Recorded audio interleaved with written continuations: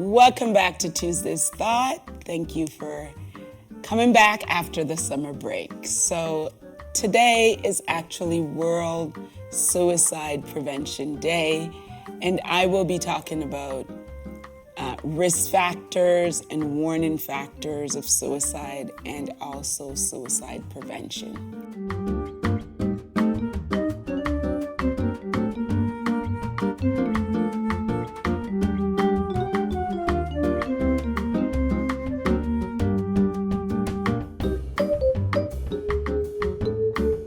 Please share this video because it could save someone's life.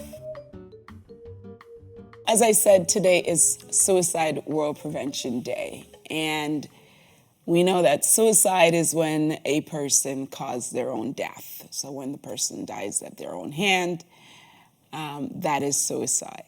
Then suicide attempt is when a person takes some type of action to die, but they don't die. So the action doesn't work, so that's a suicide attempt. And then when an individual is thinking about suicide, thinking about it or planning it, without actually taking action, we call that suicide ideation. So we have two types of suicide ideation. We have passive suicide ideation, and that's where the person's thinking about it, but they don't have a plan in place or an intent. And then active suicide ideation is when they're thinking about it and they have an intent and they have a plan. And so that's active suicide ideation.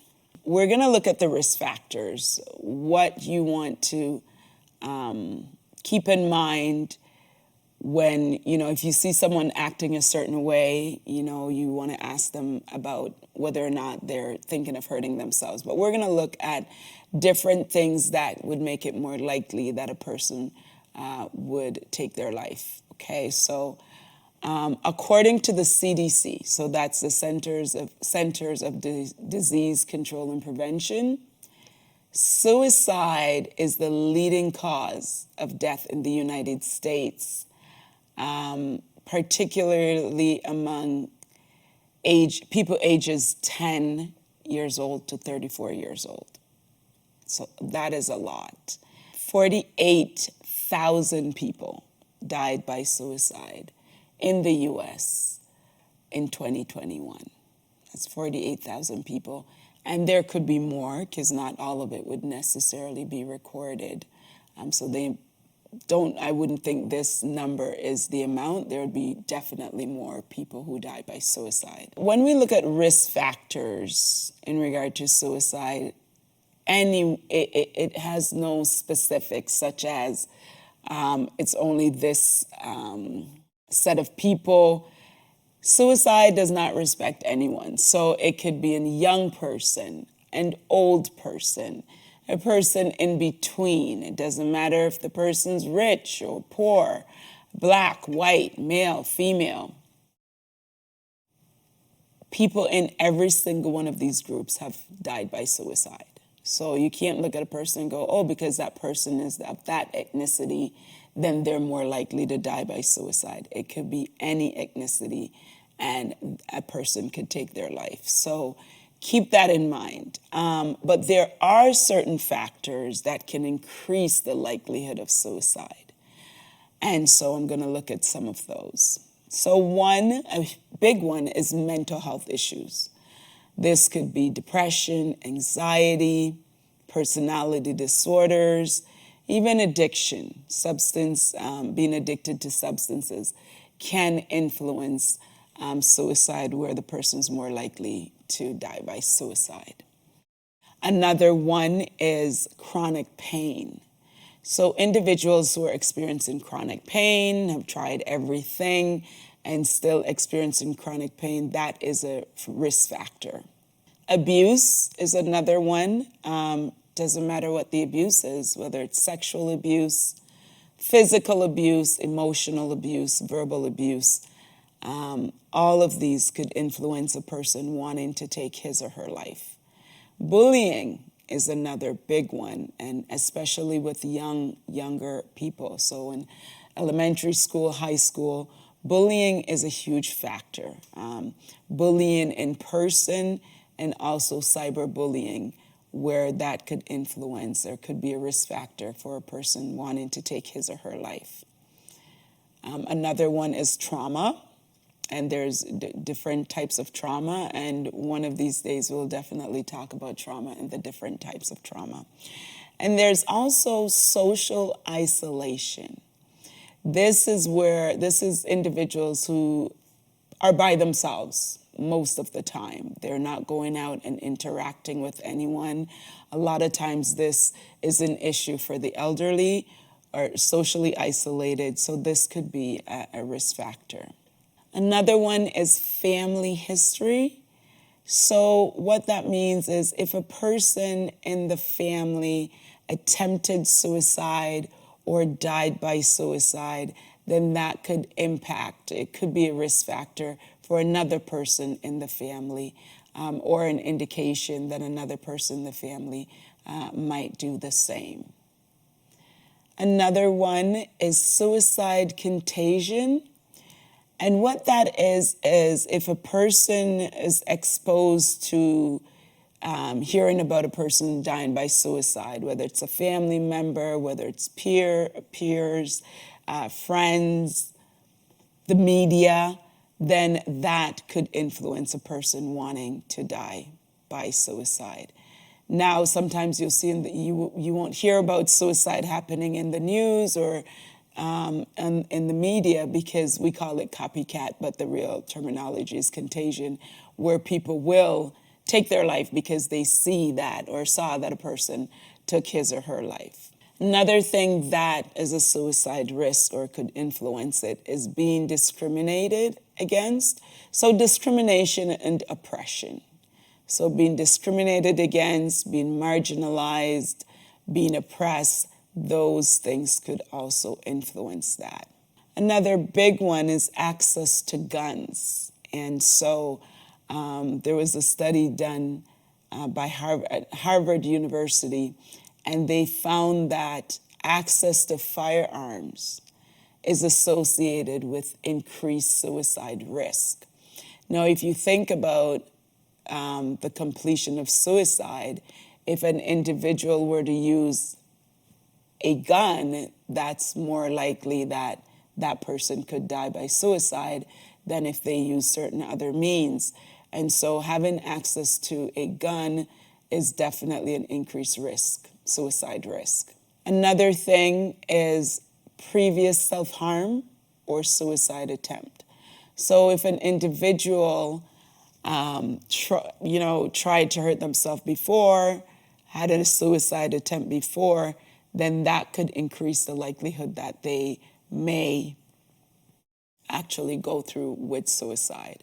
A person might not say anything or don't seem to be going through any of these things that I've mentioned, and yet that individual might die by suicide. So sometimes people don't always say, and we might think people are doing well, and they're not. But if you see someone looking like they're not doing okay, then you definitely want to help that person. You definitely want to ask them questions to make sure that, they're not contemplating suicide. So I'm going to talk a bit about the warning signs for suicide.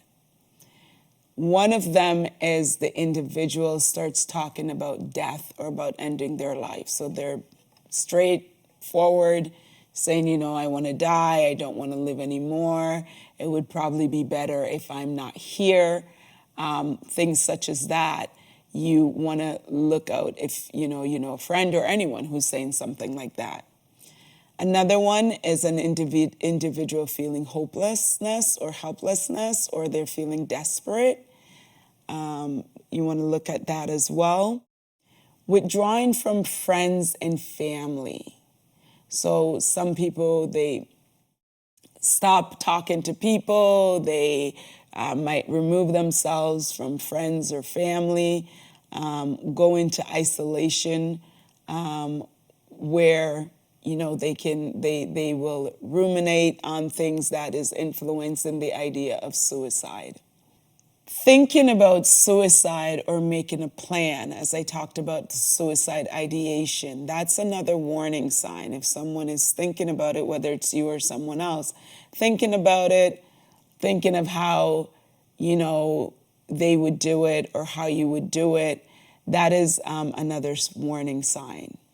If you see a person that's usually, I would say, don't do impulsive things or reckless things, and now you see them doing a lot of impulsive things, reckless behavior, you might want to ask the person what's going on as well to see if they are thinking about suicide. Another warning sign is abusing alcohol or drugs. And that can definitely influence it. A lot of times there's suicide that happens and there's confusion between, well, did the person die by an accidental drug overdose or was it a suicide? And when that happens, you can't really tell. A lot of times it's said that the person died by an accidental drug overdose, but sometimes the person used the drugs to die. They use that as a mean of taking their own life. So that one is pretty tricky. Most of the time you will hear accidental drug overdose, but there's no guarantee for people to know whether the person took their life or not. Another thing is the person feeling like they are a burden. This is a big one. If the person is saying that he or she is a burden to their family or friends or to whoever they think they're a burden to, that is a big one to look into because that does influence suicide. It was found that feeling like one is a burden and not being afraid of death are two main things that influence whether a person will go through with suicide or not. So feeling like they're a burden and not being afraid to die. Another thing is feeling increased guilt or shame for whatever reason. Having extreme mood swings. 1 minute the person's good, 1 minute the person's really, really bad, and it keeps going on. Buying lethal items, these are warning signs. Buying lethal items like guns or weapons or pills.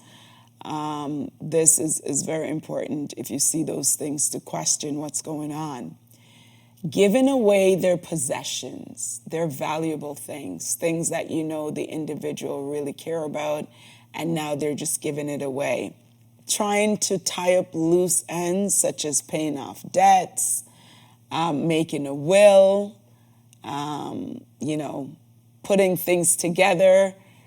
That is something that you might want to look into, especially if the person is not ill, as in, they know that if they're terminally ill, then it would make sense to do, to put things together. But if it's a person who you don't see any reason why they would want to just start putting things together all of a sudden, then that's something that you might want to look into. And another one is saying goodbye. A person going around telling people goodbye, saying goodbye to you, and you're wondering, why are you saying goodbye? I'm going to see you again.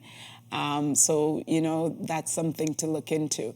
So those are some some warning signs when it comes to, is a person contemplating suicide? Is this person having suicide ideation? Does this person want to take his or her life?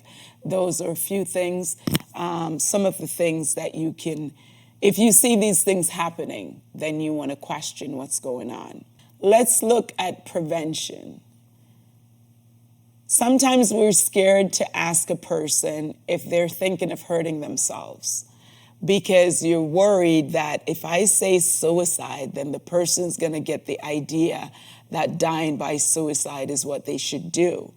But that is not the case. If you're concerned that a person might be having suicide ideation, you definitely want to talk to that person.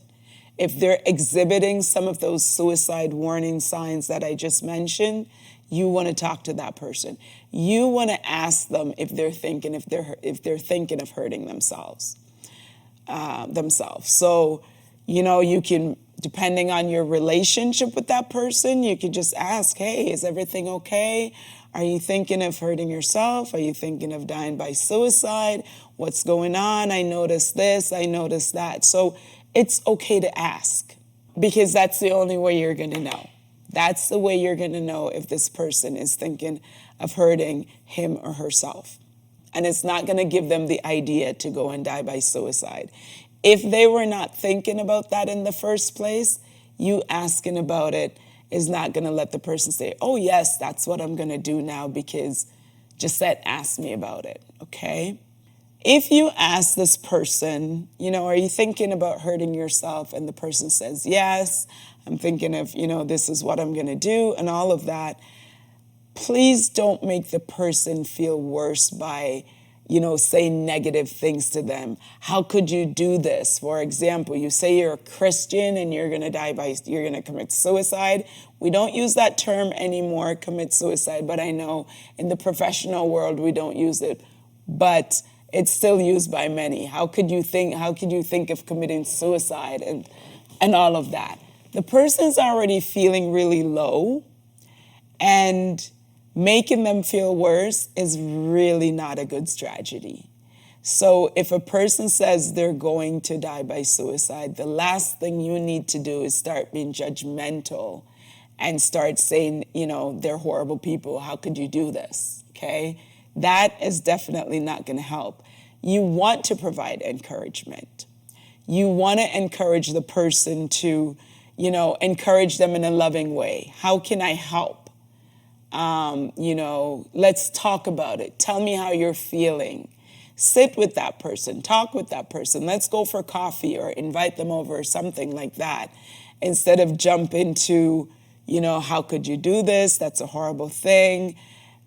You say you're a Christian, you have children, and so we don't want to take that approach because that might push the person further. Instead of bringing them away from the brink, you might be pushing them to the brink. If the person is in immediate danger, so this person says, yes, I'm going to take my life, I have a plan, I intend to do it, then you want to call 911 right away, especially if you're not in that person's presence. So if you're on the phone talking and this person says, yes, I'm going to take my life, going to do it, I have this planned, you want to call 911. Preferably if you can use another phone and call 911 while the person or if you can get someone else to call 911, give them the information as to where this person is while you're still talking to that person or engaging that person. If not, the person might hang up on you or whatever, then please call 911, tell them what's happening. They'll definitely get to that person quicker than you possibly could. If you're with the person and they say, yes, I don't feel well, I'm going to hurt myself, and that individual is willing to go to the hospital with you, please accompany them to your nearest emergency department. Go with them. Don't send them on their own. Don't let them out of your sight, but go with them. If the person says, I just feel down and out sometimes, and I feel like, I just don't want to wake up. I don't want to be here. But no, I'm not going to take my life. I know that's not good. Or if they're saying that, then you want to speak to that person, you want to encourage that person, you want to be loving and kind, but also you want to encourage that person to get some professional help. So that person could reach out to a therapist, or a counselor, whether it's a clergy person or another profession. Well, being a clergy, for some people it's a profession. But whether it's in the clergy field or in a therapy field, then please encourage the person to reach out and to speak to someone.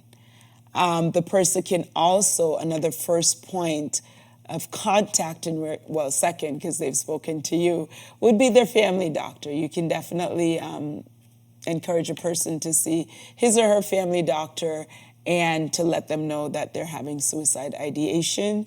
Actually, sometimes they do give medication for depression that people are feeling that influence them having suicide ideation.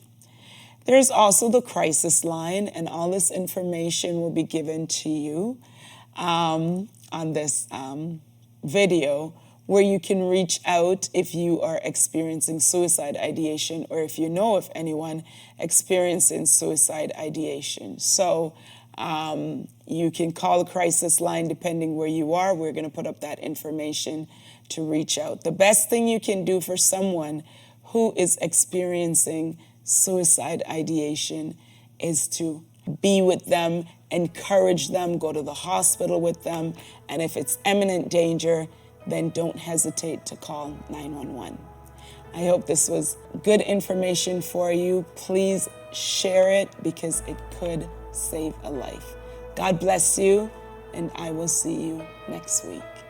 I just want to speak the name of Jesus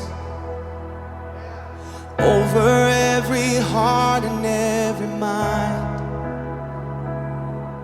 'cause I know there is peace within your presence. I speak Jesus.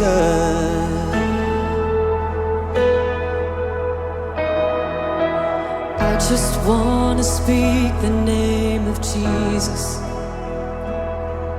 till every dark addiction starts to break,